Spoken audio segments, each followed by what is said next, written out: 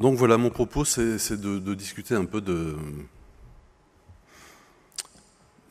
cette idée de protection du patient versus bénéfice pour la situation du point de vue de l'éthique. Alors, pour commencer par le commencement, traditionnellement, on considère qu'il y a 4 grands principes éthiques dans les approches d'éthique, notamment médicales. L'autonomie, la bienfaisance, la non-malfaisance et enfin la justice. Alors on va un peu détailler ces 4 principes. L'autonomie, c'est le respect de la personne, de ses choix, de ses décisions, avec comme limite le préjudice que les actions de la personne ou ses non-actions peuvent causer à autrui. La bienfaisance, c'est l'idée d'agir pour le bien-être de la personne, voire pour le bien-être des autres. La non-malfaisance, c'est l'idée de ne pas nuire, mais à qui ? Est-ce qu'il s'agit de ne pas nuire au sujet lui-même ou de ne pas nuire plus généralement aux autres ? Et enfin, un principe de justice, donc là on est dans l'idée de proportionnalité ou d'équité, c'est-à-dire de traiter des cas de manière équitable selon les besoins de la personne, voire, alors peut-être qu'on s'éloigne un peu du domaine médical, mais l'éthique, c'est quelque chose de plus général que le monde médical, selon ses efforts, sa contribution, son mérite. Alors, commençons par le premier principe, celui d'autonomie ou de respect de la personne. Ce principe, il a 4 implications. Dire la vérité, le respect de la vie privée, l'idée de protéger la confidentialité des renseignements personnels, et puis d'obtenir un consentement. On va s'arrêter un peu sur cette idée de consentement dit éclairé. Généralement, on traduit le terme éclairé par informé.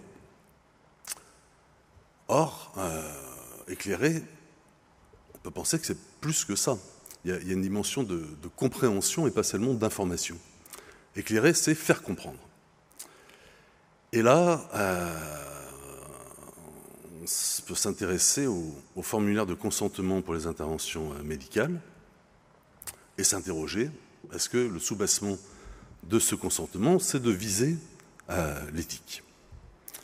Alors, regardons un peu à quoi ça sert, vous les connaissez mieux que moi.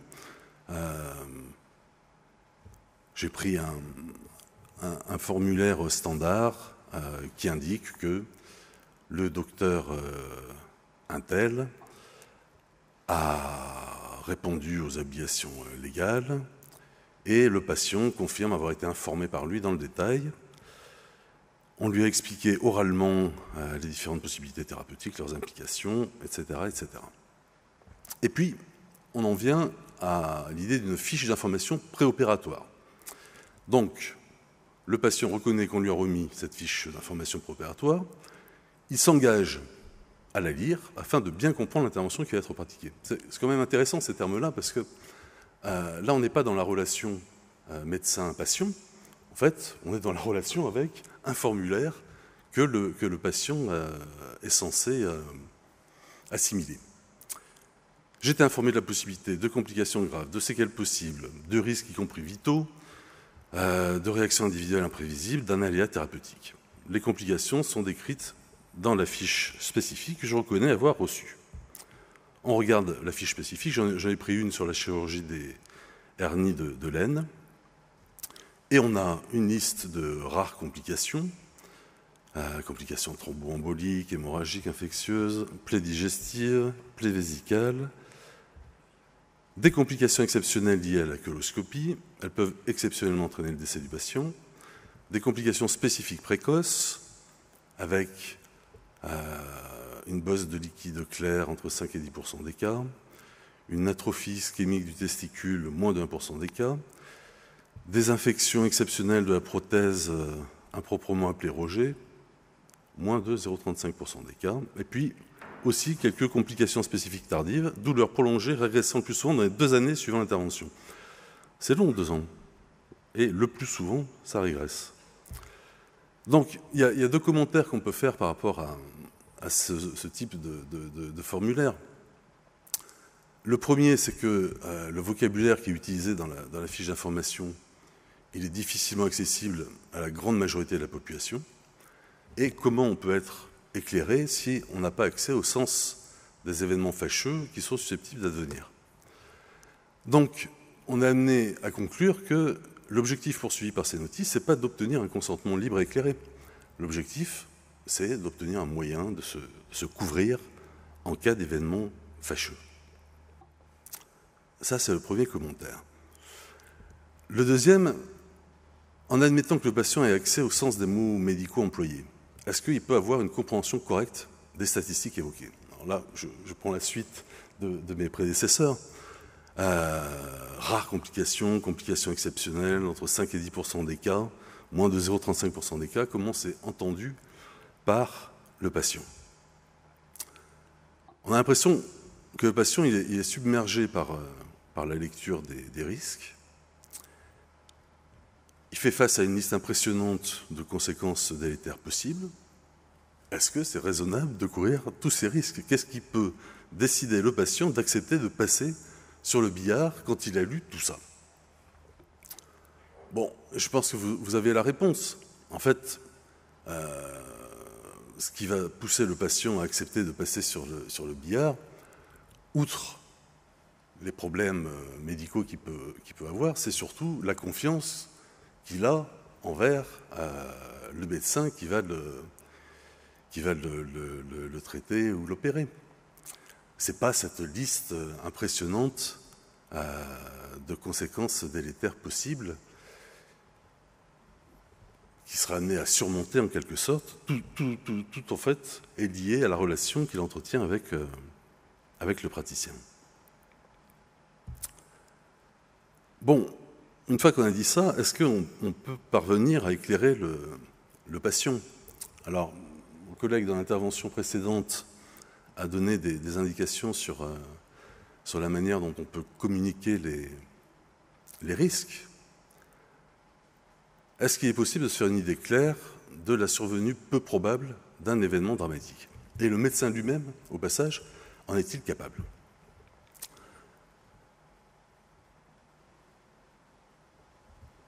À quoi faut-il mettre en balance ces risques par rapport à quels bénéfices? Et là, on en vient au deuxième principe éthique, qui est celui de la bienfaisance.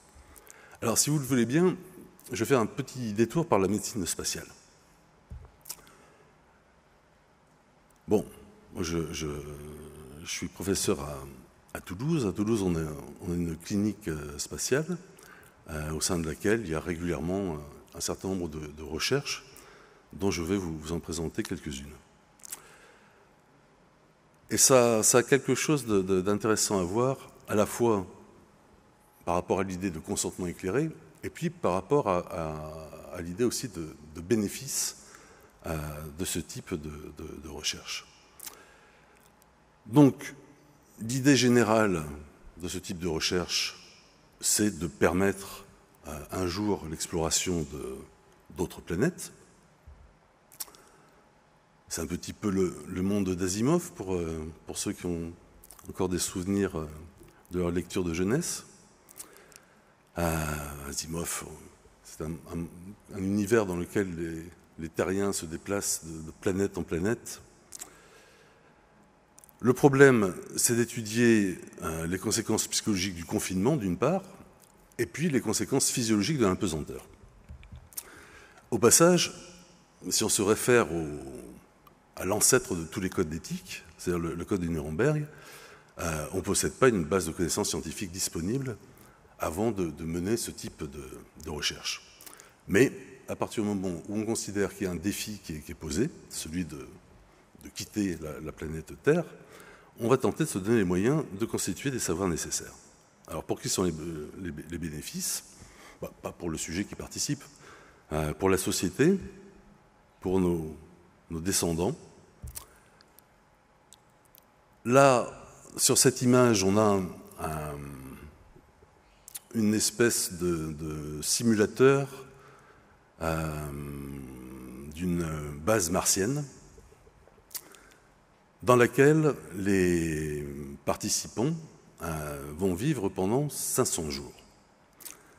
500 jours dans une boîte, c'est pas tout à fait rien. Donc il y a eu une première expérience qui a été faite à la Cité des Étoiles à Moscou, par la suite aux États-Unis et je crois même en France. Bon, les participants disposent d'une très petite chambre de 3 mètres carrés. On essaye de les occuper pendant c'est presque 2 années, à faire des petites expérimentations, cultiver des légumes en serre. On simule le délai de communication avec l'extérieur, comme si on était sur un voyage interplanétaire. Et au passage, les participants sont rémunérés assez correctement, 6 500 $ par mois pendant la durée d'expérience. Bon, 500 jours dans une boîte, les risques de décompensation, ils sont quand même pas négligeables. Moi, je ne conseillerais à personne d'aller vivre cette expérience. Donc, on fait des expériences sur les effets d'isolation, le rythme de sommeil, la résistance physique, etc. On a quelques jolies images de communication.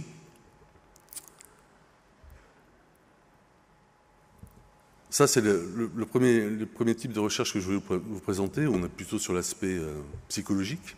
Le deuxième type de recherche, c'est la recherche médicale sur l'impesanteur. Donc le défi, c'est la modification de l'homéostasie, la constance des paramètres biologiques. Sur Terre, l'idée principale, c'est que lorsqu'on est en position debout, les liquides tendent à se diriger naturellement vers le sol. En microgravité, ils montent sur le haut du corps et au bout d'un moment sont équilibrés sur l'ensemble du corps. On voit assez bien sur l'image à gauche de la diapo. 1 G donc sur Terre, les liquides sont plutôt vers le bas. 0 G en impesanteur, ils augmentent. Au bout d'un moment, ils se répartissent équitablement sur l'ensemble du corps, mais donc différemment de sur Terre.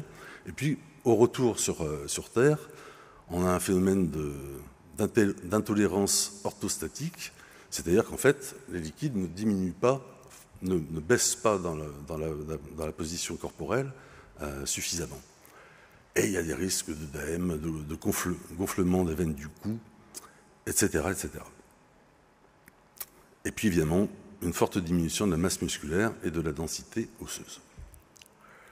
Alors, vous imaginez bien qu'on peut difficilement faire des expériences de ce type dans cette station spatiale internationale. Donc, le moyen qu'on a trouvé pour simuler l'impesanteur, c'est la position HDT, moins 6 degrés, la tête inclinée vers le bas de 6 degrés, et on place les sujets dans cette position pendant plusieurs semaines, voire plusieurs mois. Et ça provoque exactement les mêmes effets que ceux de l'impesanteur. Donc le sujet peut bouger, se retourner dans son lit, mais à aucun moment la tête ne doit être plus élevée que les pieds, et le sujet va prendre ses repas, sa douche, le reste des tâches domestiques dans cette opposition pendant 2 à 3 mois. Alors l'expérience qui a eu le plus de retentissement médiatique, c'est celle que je vous présente ici, l'expérience WISS, Women International Space Simulation for Exploration. On a placé 24 sujets féminins répartis en 3 groupes. Un groupe témoin qui ne reçoit aucun stimulus extérieur au cours de 60 jours d'alitement. Un deuxième qui poursuit une activité physique tout en restant alité. Un troisième qui reçoit des compléments nutritionnels. Alors, les résultats de l'expérience n'ont pas particulièrement d'intérêt ici. Ce sur quoi je veux insister, c'était les conséquences et les risques pour les sujets. Alors, peut-être que le graphique le plus parlant, c'est celui-là, sur le diamètre des veines jugulaires et fémorales. Donc, en haut, on voit une augmentation des veines jugulaires et en bas, une diminution du diamètre des veines fémorales. assez importante, avec des questions qu'on peut se poser sur la possible souffrance du tissu cérébral après plusieurs mois en microgravité ou en position HDT. Donc il y a des précautions qui sont prises, un suivi médical, des sujets qui évidemment sont en parfaite santé quand ils arrivent à la clinique spatiale. Mais la question de fond, c'est comment envisager le principe du consentement éclairé dans ce type d'expérience. Comment éclairer un sujet sur ce qu'il va vivre pendant 3 mois, allongé, la tête inclinée vers le bas? Comment l'éclairer sur les possibles conséquences médicales? Quelle compréhension peut-il avoir d'une probabilité faible, mais non connue des chercheurs eux-mêmes, de la survenue d'une conséquence dramatique? Alors, imaginons un sujet qui sort de la clinique spatiale de Toulouse après 100 jours de HDT. Il a une perte importante de masse musculaire. J'ai eu connaissance de débriefings qui ont été faits à la suite du suivi de ces sujets. Certains disent qu'un an après, ils n'ont pas retrouvé en fait leur masse musculaire, ils ont encore une grande fatigabilité, etc., etc. Donc le sujet a perdu une certaine masse musculaire, il y a une insuffisance de circulation dans les membres inférieurs, il tombe dans les escaliers. En temps normal, il se serait fait un bleu. Avec une perte de densité osseuse, il se casse le coccyx. Affaibli, il attrape une maladie nosocomiale. Bon, je pousse un peu le bouchon pour la didactique, pour insister sur le fait qu'on ne peut pas se représenter correctement un risque faible de survenue d'un événement dramatique. C'est une sorte d'escroquerie intellectuelle de considérer que le sujet fournit son consentement en étant parfaitement éclairé, quand le médecin lui-même n'est pas éclairé.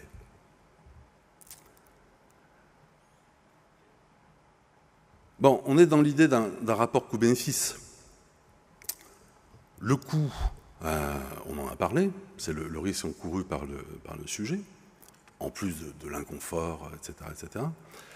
Mais le bénéfice, il est jamais certain, contrairement au passage à un des fondements du code de Nuremberg, qui est assez discutable, mais bon, qu'il faut replacer dans le contexte historique. Est-ce qu'on ne fait de la recherche qu'à partir du moment où on peut formuler des hypothèses solides sur la base d'une littérature préexistante?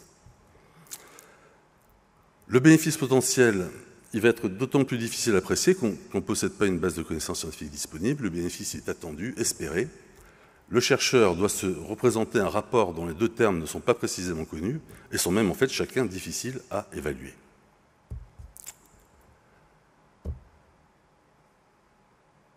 Alors, quel est le bénéfice? Bon, pas pour le sujet. Pour la société, discutable. Il y a quelques retombées médicales de ce type de recherche. On m'a parlé par exemple de la perfection de certains dispositifs pour éviter les escarres, par exemple. Mais si on se réfère à l'objectif à plus long terme de ce type de recherche, c'est-à-dire la possibilité de coloniser d'autres planètes, vous savez que la première planète extrasolaire a été découverte en 1995.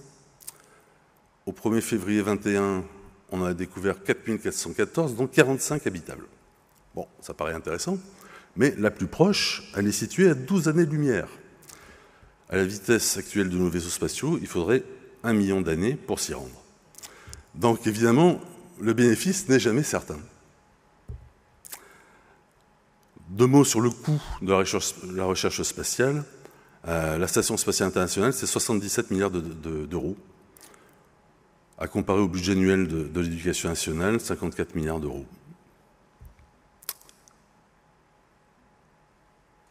L'intérêt scientifique de la Station spatiale internationale, c'est le laboratoire le plus cher du monde avec un bilan scientifique sur 20 ans assez faible. La conclusion de ce détour, c'est d'insister sur le fait que c'est difficile de prétendre éclairer le sujet, que ce soit un patient ou un participant à une recherche, sur des conséquences improbables mais dramatiques, Ce qui, au passage, ne doit pas amener à conclure qu'il ne faut pas essayer d'éclairer le sujet.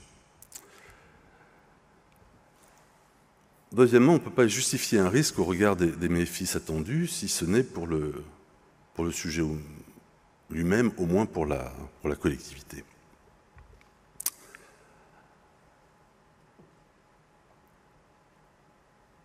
Bon, je passe sur cette diapo. Pour finir, je voulais dire quelques mots sur l'avis éthique du CCNE, le Comité consultatif national d'éthique, à propos de la vaccination des enfants et des adolescents contre la Covid. Donc il y a eu un deuxième avis qui a été formulé très récemment, le 9 juin. Et il est assez intéressant. Si vous n'avez pas eu l'occasion de le lire, cet avis, je vous engage à le faire, parce que l'analyse est très nuancée. Et on y retrouve la plupart des grands principes de l'éthique. D'abord, il y a une mise en avant d'une éthique de la responsabilité. Ce qui est indiqué par le CCNE, c'est qu'en fait, d'une certaine façon, on demande aux adolescents de pallier le refus de la vaccination par environ 20% des adultes pour pouvoir atteindre une proportion d'au moins 85% de la population immunisée. Donc là, on se réfère à un principe de bienfaisance, mais qui ne porte pas sur le sujet lui-même, sur l'adolescent, mais plutôt à l'égard de la collectivité. Ce qui justifie que des adolescents qui ne présentent globalement pas de risque par rapport à la Covid soient vaccinés, c'est surtout les conséquences psychologiques et éducatives des confinements. Bon, là aujourd'hui, on a quand même des éléments pour savoir que tous ces différents confinements, l'école à distance, etc., ça n'a pas été sans conséquences sur la santé mentale des adolescents et sur leurs apprentissages. Donc là, on se réfère à la protection du sujet. Ce n'est pas directement médical, l'idée de vaccination des adolescents, mais il y a quand même l'idée d'une protection, au moins psychologique, du sujet, un principe de bienfaisance. Le CCNE argumente aussi qu'il existe une étude avec le vaccin Pfizer et des millions d'adolescents vaccinés aux États-Unis, sans qu'il y ait de préjudice particulier. Donc là, c'est l'idée de ne pas nuire.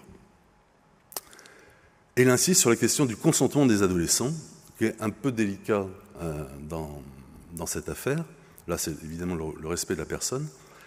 Ce qui est de délicat, c'est... Je traduis un peu à ma façon la position du CCNE. Je crois que les adolescents, ils sont aussi capables que les adultes de prendre une décision par rapport à quelque chose comme une vaccination. Ils sont capables d'entendre les mêmes arguments, de comprendre ni plus ni moins les risques. Mais ce que le CCNE met en avant, c'est qu'il y a un peu l'idée d'une pression sur les adolescents, puisque se faire vacciner, c'est retrouver une vie normale, ce qui, au passage, n'est pas évident, parce qu'on n'est pas à l'abri de nouveaux confinements, de nouvelles formules d'enseignement à distance. Et le CCNE finit par conclure qu'on ne peut pas généraliser cette position aux enfants de moins de 12 ans, d'abord parce qu'il n'y a pas encore d'études réalisées, en tout cas terminées, qu'il y a pour l'instant un très faible nombre d'enfants de moins de 12 ans vaccinés à travers le monde, et puis aussi l'idée qu'ils transmettent moins le virus que les adolescents, qui le transmettent à peu près comme des jeunes adultes. Donc, en conclusion, on ne peut pas limiter les considérations éthiques à l'individu seul.